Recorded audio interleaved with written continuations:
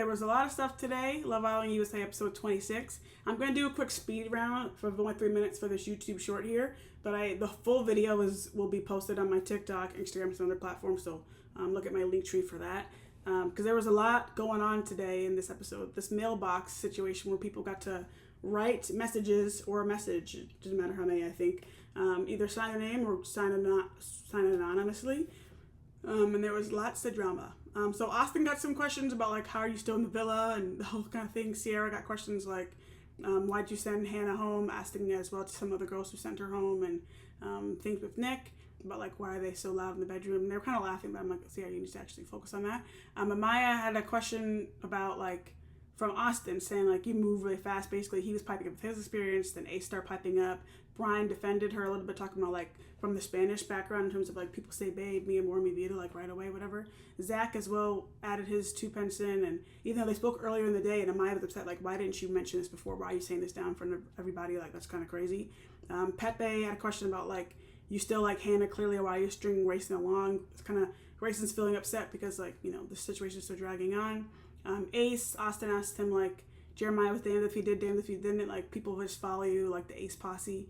And Ace was going back and forth with him like, I stand on what I say. He was talking about you don't stand on what you say, like when you were with Amaya, like you weren't really telling her like how honestly were feeling, but you were telling us boys. Shelly talking about the situation with Ace, like the same situation over and over again with the two of them, like the same conversation we've seen already. And then the Huda situation a bit, and how like that was going on, and like she was talking a little bit about like, you know, it's just a challenge, but you used to tell me that about Huda saying that to Shelly. But she's like, yeah, but it's like, I would say that to you when it was like the new bombshells were coming and you were tweaking on them when they were trying to get to know Jeremiah, whatever it was.